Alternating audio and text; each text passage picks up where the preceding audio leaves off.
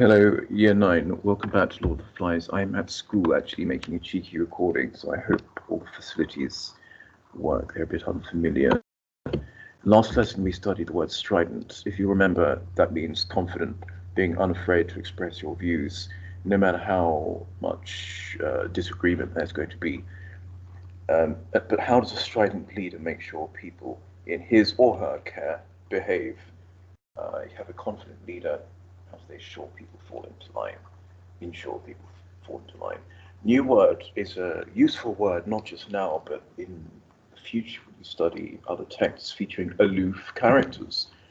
Aloof means withdrawn, superior, snobbish and superior, not friendly, something of an outsider. It actually comes from the Dutch word for the other side of the ship, the side that's experiencing hostile weather, with the enmity of the weather. My pronunciation's improved. So somebody who spends their time on the other side is somebody on the loof side, or aloof. We're going to introduce ourselves to a character called Jack, also briefly Simon and Roger. Your tasks are going to write about your first impressions of Jack. Yes, a third character.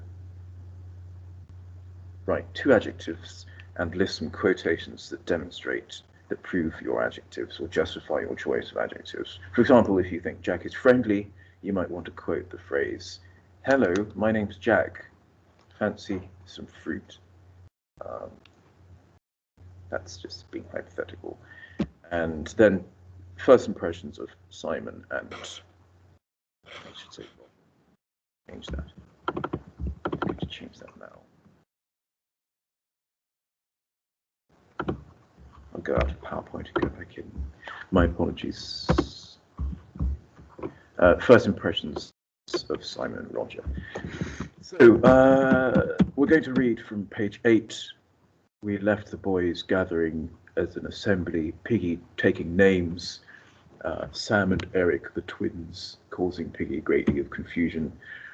You're going to meet now a choir led by somebody called Jack. This is a picture of a generic, just a choir, but some schools are actually choir schools, so the boys will spend hours a day trying to sing, notes and hymns and that sort of thing. And then they take a little education in the afternoon and in the very early morning. They are led by somebody called a precentor, and he is in the very center.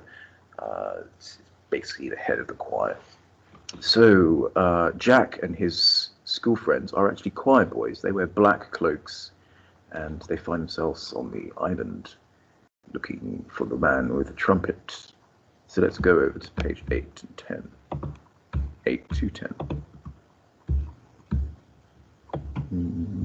Jack boasts that he can sing C sharp, which is I imagine that's some sort of high difficult note to reach, high C. William Golding, interestingly, was a musician, among other things. So let's zoom back down to the clear sound. Look for some language. Eccentric clothing means unusual clothing. And I suppose it's a polite way of saying bonkers, really. Eccentric means unusual. Ham-bone frill are those rough things that wrap around the neck on medieval clothes, and it's what you see choir boys wearing around their neck. Historically, I suppose, was to keep your neck from rubbing against the cloth, the woolen cloth of your cloak.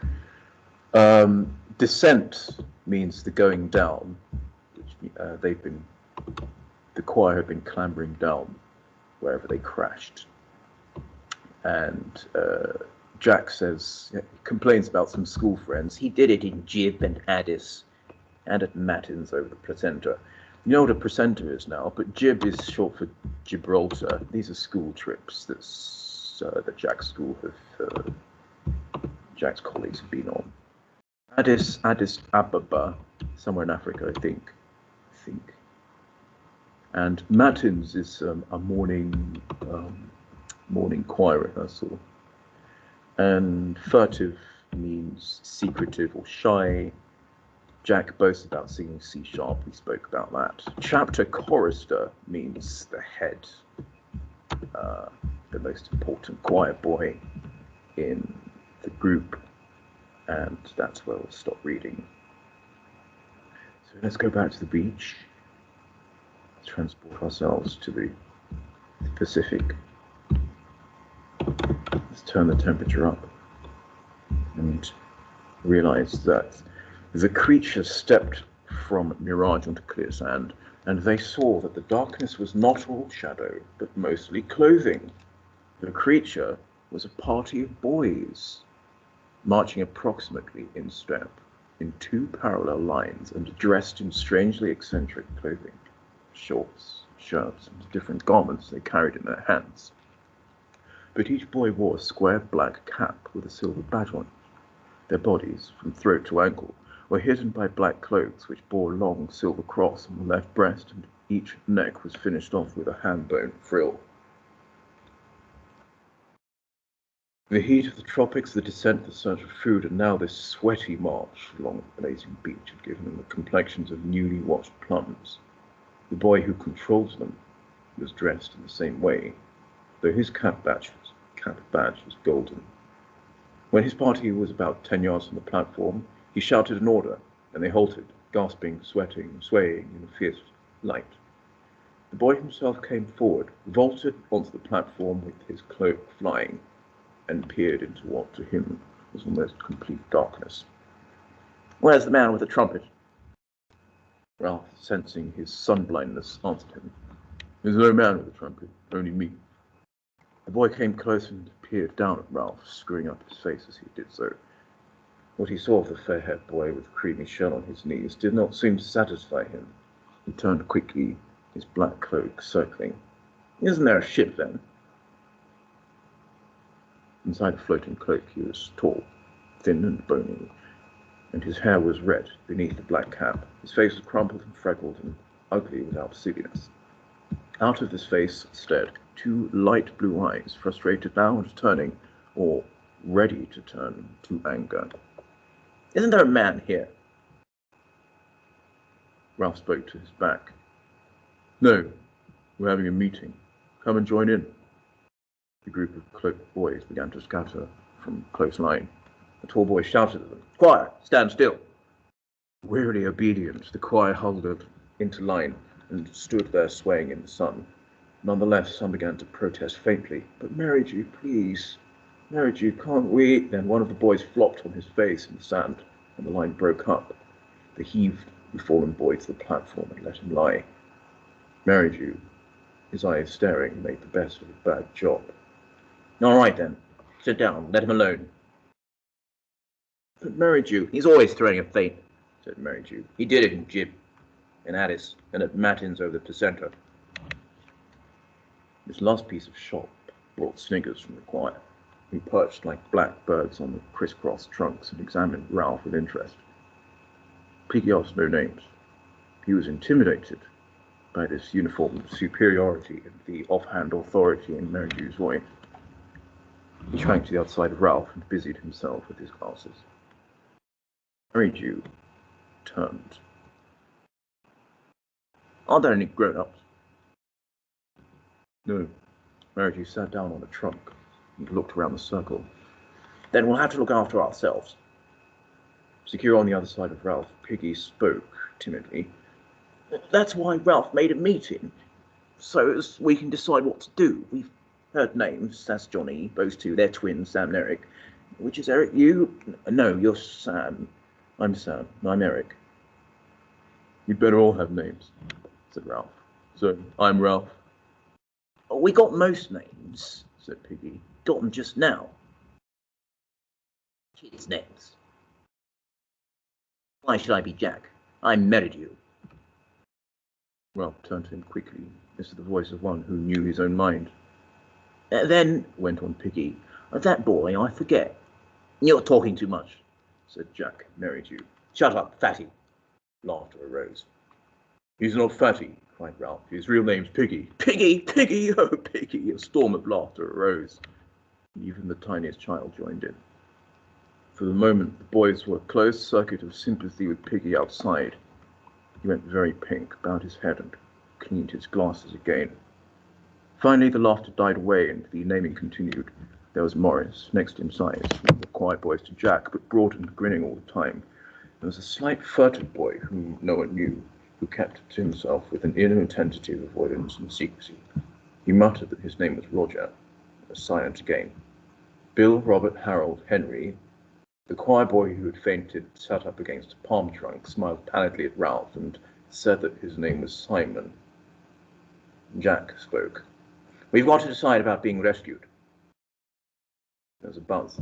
One of the small boys, Henry, said that he wanted to go home. Shut up, said Ralph absently. He lifted the conch. Seems to me we ought to have a chief to decide things. A chief? I ought to be chief, said Jack with simple arrogance, because I'm chapter chorister and head boy. I can sing C sharp. Another buzz.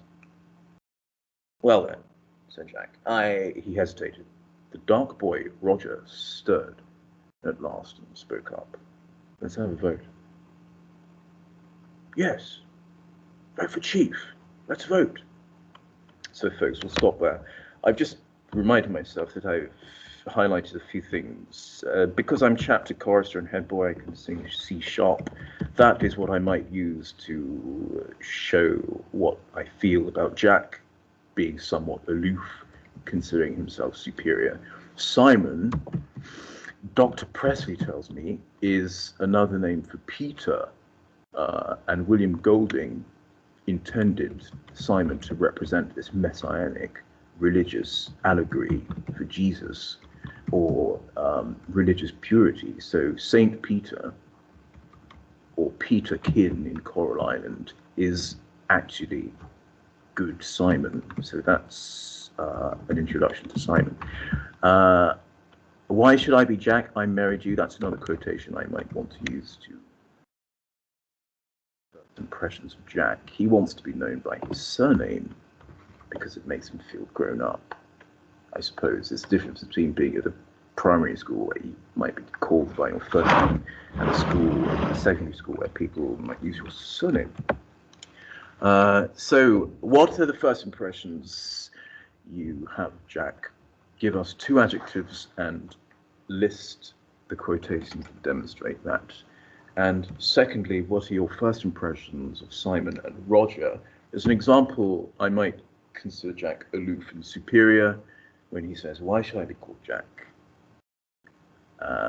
Also when he says that he's head boy. And that, my friends, is your task. See you next time.